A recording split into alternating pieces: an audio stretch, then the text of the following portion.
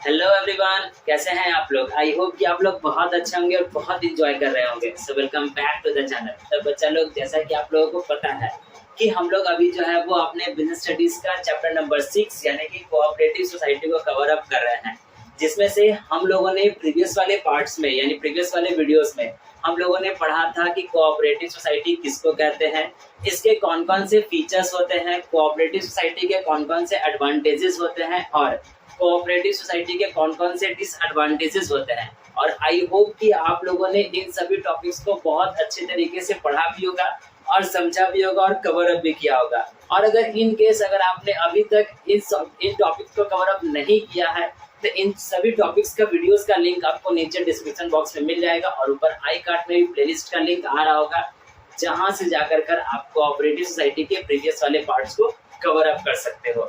So basically आज के इस क्लास में हम लोग क्या पढ़ेंगे, आज के इस क्लास में हम लोग पढ़ेंगे हमारा जो मोस्ट इम्पोर्टेंट टॉपिक आता है वो कहता है टाइप्स ऑफ कोऑपरेटिव सोसाइटी। तो आइए जल्दी से चलते और आज की क्लास को स्टार्ट करते हैं और हम लोग पढ़ लेते हैं हमारे कोऑपरेटिव सोसाइटी के टाइप्स को।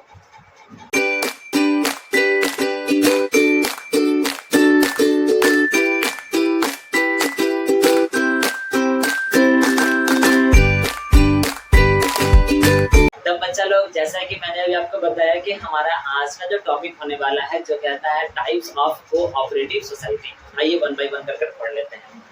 फर्स्ट वन कहता है कोऑपरेटिव मार्केटिंग सोसाइटी। याद रखिएगा हमारे पास total number of cooperative society के टाइप्स होते हैं वो 6 होते हैं और इन 6 के नाम अलग अलग हैं और इनके नाम को बांटा गया है इनके काम के हिसाब से और साथ साथ इन सोसाइटी में जिस तरीके के मेंबर्स होते हैं उन मेंबर्स के अकॉर्डिंग इन सोसाइटीज के नामों को दिया गया है।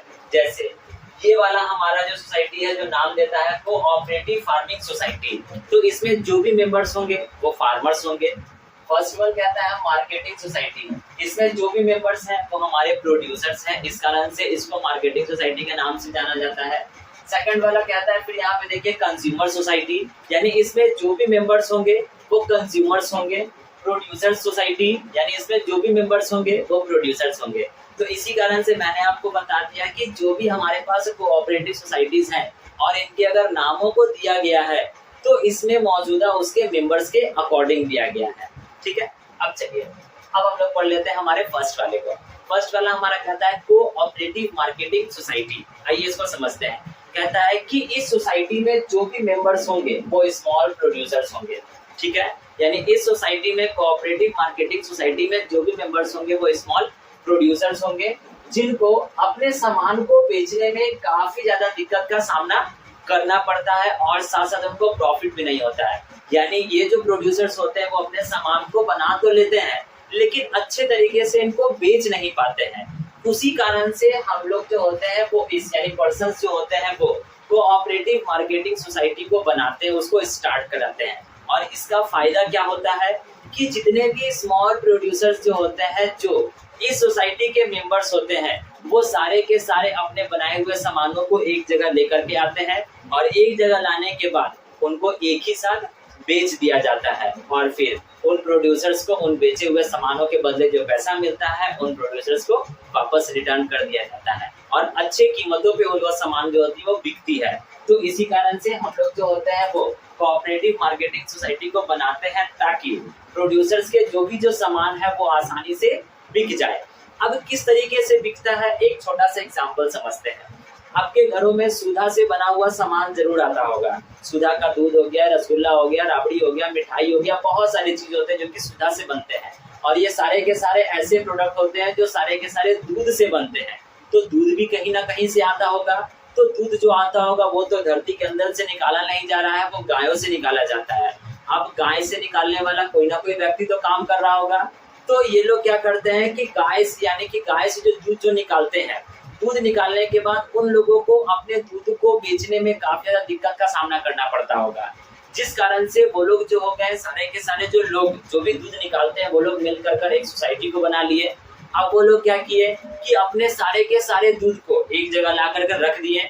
जो जितना दूध लाया वो उतना काउंट भी हो गया और लिखा भी गया और उस सारे के सारे दूध को हम एक साथ सुधा कंपनी में बेच दिए और उसके बाद उस कंपनी ने उस दूध के बदले में पैसा दिया।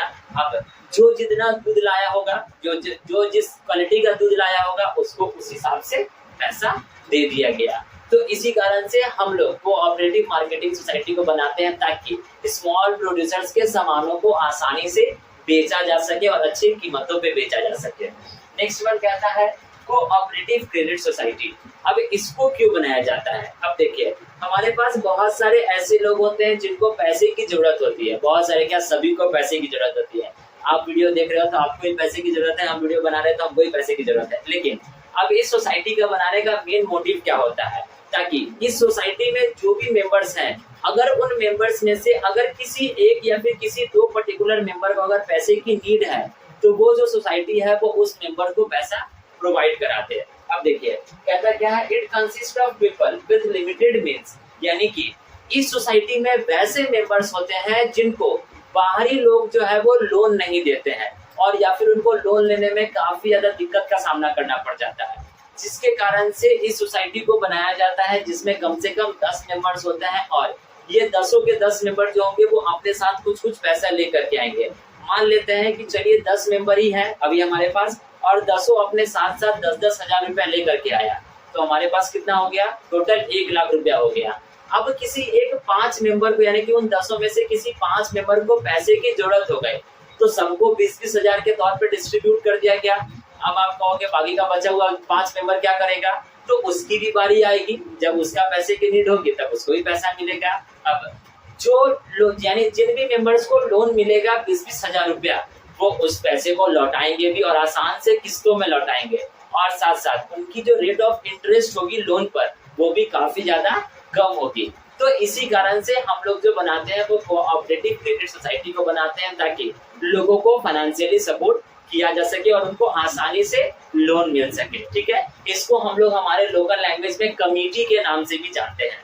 नेक्स्ट थर्ड वाला हमारे पास कहता है कंज्यूमर्स कोऑपरेटिव सोसाइटी। अब इस सोसाइटी को क्यों बनाया जाता है और इस सोसाइटी में कौन से लोग होते हैं?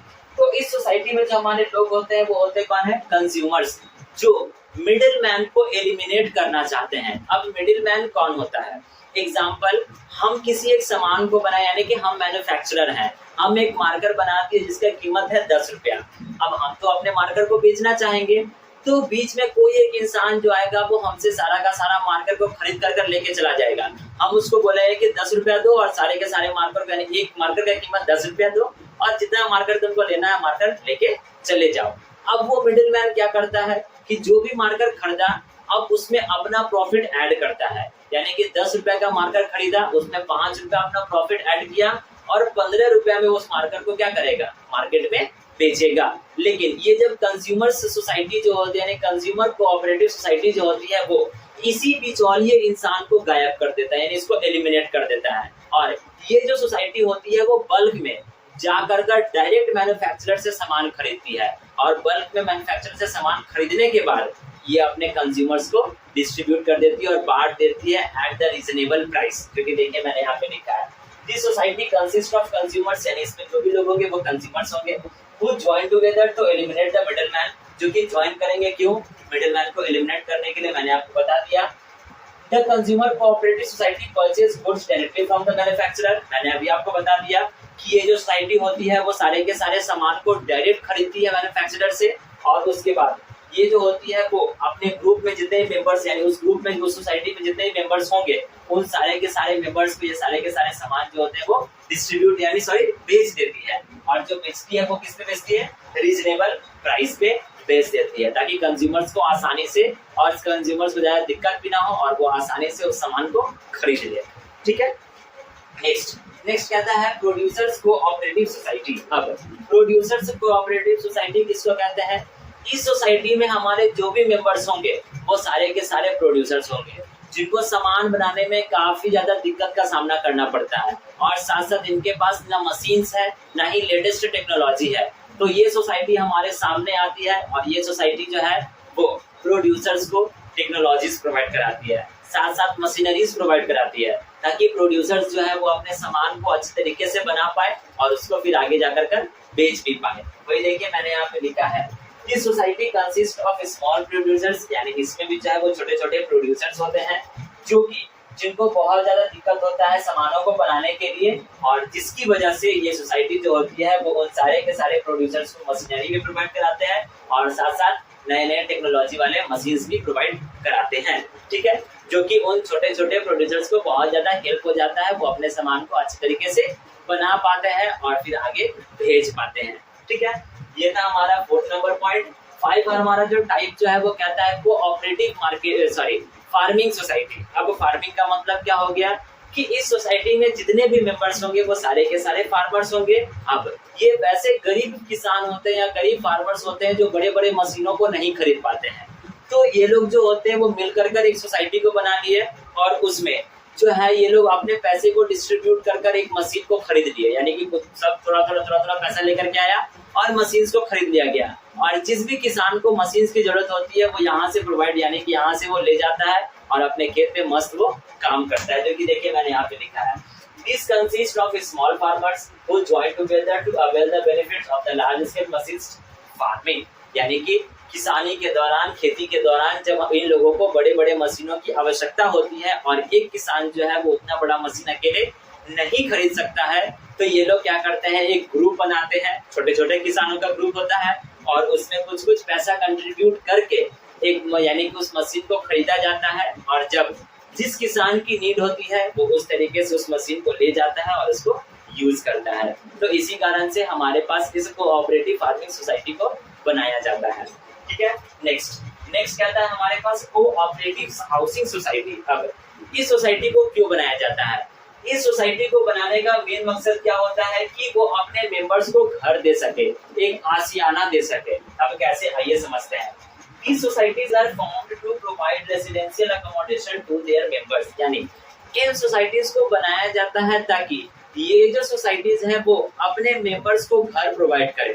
ठीक है, आगे ये सोसाइटीज क्या करती हैं? This societies purchase a big plot of land, यानी ये जो सोसाइटीज है वो बहुत बड़े लैंड के प्लॉट को वो खरीद लेते हैं और खरीदने के बाद उनमें यानी उस लैंड पे ये लोग फ्लैट कंस्ट्रक्ट करवाते हैं, फ्लैट बनवाते हैं और उस फ्लैट को वो लोग जो होते हैं वो बेच देते हैं अपने सोसाइटी के मेंबर्स को, और उनको जो बेचा जाता है तो वो आसान से किस्तों में बेचा जाता है।